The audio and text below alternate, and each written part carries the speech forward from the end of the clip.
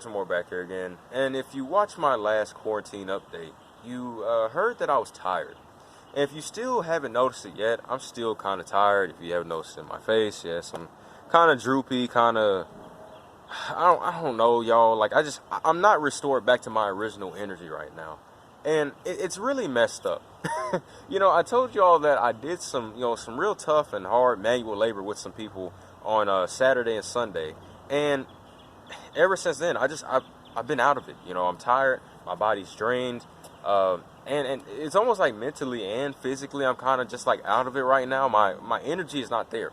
And I'm tired. I really am. I'm tired and I'm tired and I'm tired and I'm tired. And yeah, you get the point now, right? And what I want to simply talk about is that it's okay to be tired. Now, it's been a while since I've done a It's Okay To video, but, I really realized that, man, I need to start talking about this again. And, there's also going to be some more videos coming out about It's Okay To, and then I'm going to even start talking about It's Not Okay To.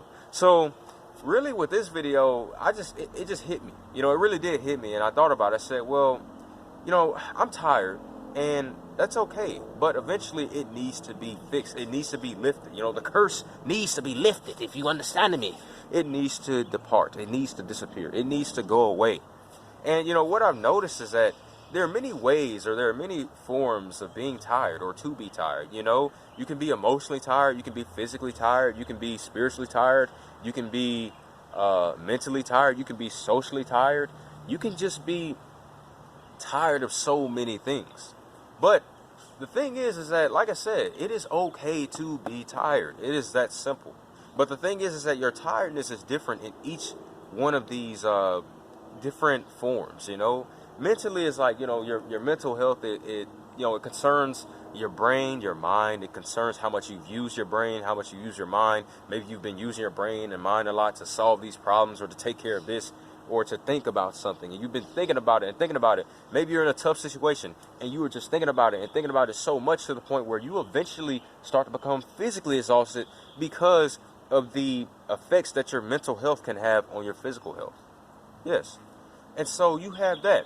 Socially, you might get socially tired of just simply talking to people or simply interacting with people. You might get socially tired of just what's going on in society. So the societal tiredness. You can be socially tired of, I hate to say it, but even being around your family. And that's something that during this whole quarantine process, certain people might be socially tired of being around their family, which is kind of messed up, to be honest. But with the socially tiredness, it's something that you can easily take a break from. You could be like, well, you know what? I'm not going to maybe talk to as many people. I'm going to just take a break.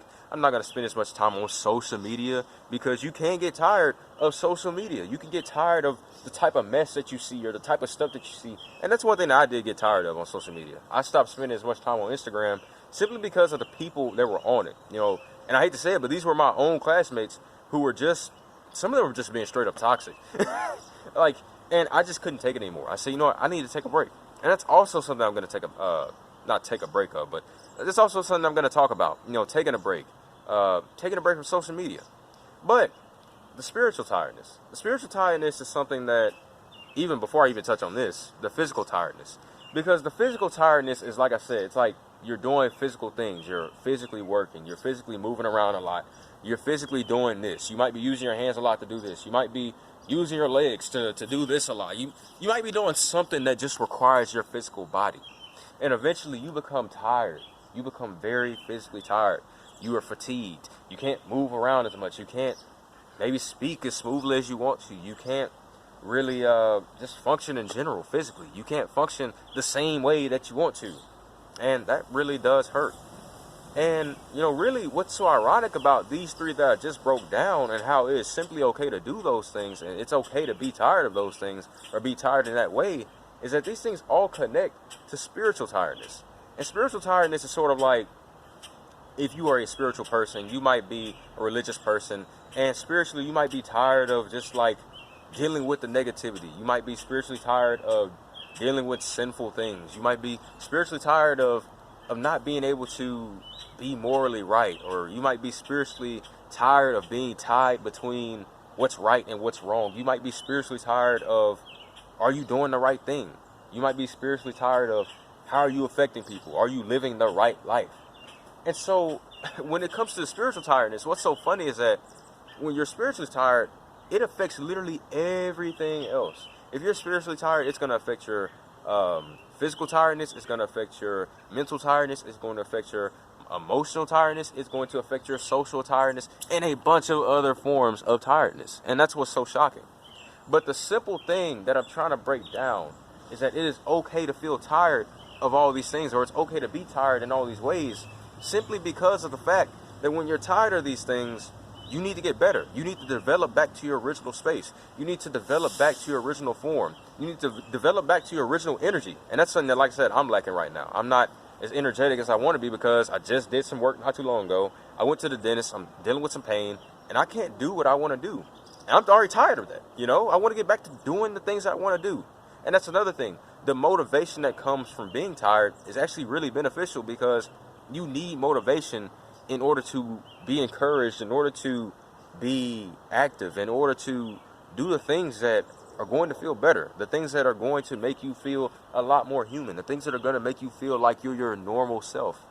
And that's the thing, is that eventually when you are tired, it's okay to feel tiredness because it needs to be fixed. Eventually, you don't want to deal with that tiredness anymore, and you just want to get back to being yourself. You want to get back to living normally. And that's the thing. It is okay to be tired. And the reason why also, like I said, it's okay to be tired is because eventually that tiredness goes away. It departs. It's not an eternal thing. So, let's turn some more back here again. And remember that tiredness, it's okay to feel. It's okay to have. But it's not okay to hold on to it for so long. Eventually, it does go away. It does leave you. But, hey, that's life. And it's okay to be tired. It was Trenton back here again. I'll see you all later. Peace.